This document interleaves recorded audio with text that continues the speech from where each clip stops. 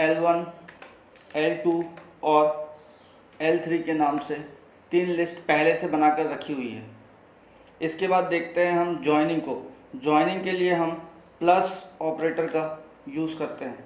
यहाँ पर हम L1 और L2 को ज्वाइन करते हैं। उसके बाद देखते हैं L1, L2 और L3 को कंबाइन करने के बाद हमारे पास क्या रिज़ल्ट आता है। यहाँ पर हम देख सकते हैं कि जब हमने L1 और L2 को कंबाइन किया था तो सबसे पहले हमारे पास L1 के एलिमेंट्स आए थे, उसके बाद L2 के एलिमेंट्स आए थे। जैसे ही हमने L1, L2 और L3 को कंबाइन किया तो यहाँ पर 1 बाई 1 L1, L2 और L3 के एलिमेंट कंबाइन होके एज अ रिजल्टेंट लिस्ट हमारे सामने अवेलेबल है। किसी भी लिस्ट को रेप्लिकेट करने के लिए हम एस्टेरिस्क सिंबल का यूज़ करते हैं। यहाँ पर एस्टेरिस्क सिंबल का यूज़ करने से हमारा जो भी लिस्ट होता है वो रिपीट होना स्टार्ट हो जाता है।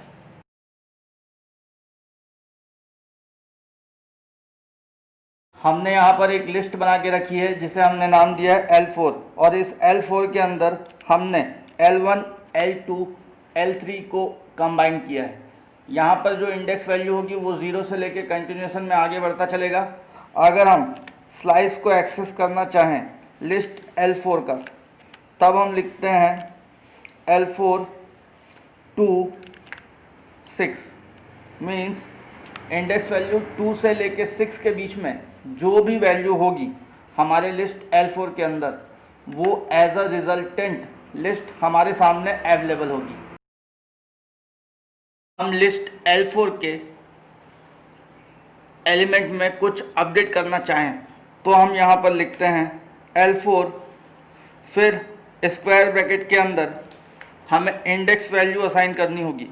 सपोज हमें इंडेक्स वैल्यू 3 इस पोजीशन वाले वैल्यू को मॉडिफाई करना है, तो हम इसके बाद असाइनमेंट ऑपरेटर लगा के हमें जो वैल्यू असाइन करनी है उस वैल्यू को इनपुट करते हैं। इसके बाद अगर हम देखें हमारे लिस्ट 4 में क्या मॉडिफिकेशन हुए हैं, तो हमारे पास जो इंडेक्स वैल्यू 3 थी वहाँ पर हमारे पास पहले वैल्यू थी 4, जो एक्चुअल वैल्यू थी आफ्टर मॉडिफिकेशन हमने वहाँ पर वैल्यू इनपुट की है 100। किसी भी लिस्ट में मॉडिफाई करने के लिए हम स्लाइसेस का यूज़ कर सकते हैं। यहाँ पर हम L4 में स्लाइसेस का यूज़ करके लिस्ट में मॉडिफिकेशन करने वाले हैं। यहाँ पर जो भी मॉडिफिकेशन होगी वो आपको असाइनमेंट ऑपरेटर के थ्रू उसकी वैल्यू देनी होगी। आप जो वैल्यू देने वाले हैं उस स्क्वायर ब्रैकेट के अंदर कॉमा सेपरेटेड वैल्यू के फॉर्म में उस वैल्यू को इनपुट करना होगा। तो अब हम देख लेते हैं हमारा L4 का जो स्ट्रक्चर है वो किस तरीके का है। यहाँ पर हमारे पास जो इंडेक्स वैल्यू 0 और 1 पे 50 और 100 की वैल्यू थी वो अब 400 और 800 में कन्वर्ट हो चुकी है।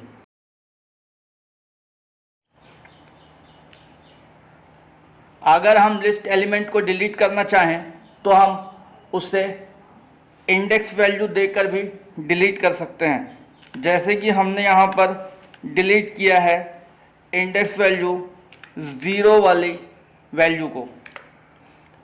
अगर हम चाहें तो हम स्ट्रिंग स्लाइसेस का भी यूज़ करके एलिमेंट्स को डिलीट कर सकते हैं। यहाँ पर हमने स्ट्रिंग स्लाइसेस का यूज़ करके एलिमेंट को डिलीट किया है।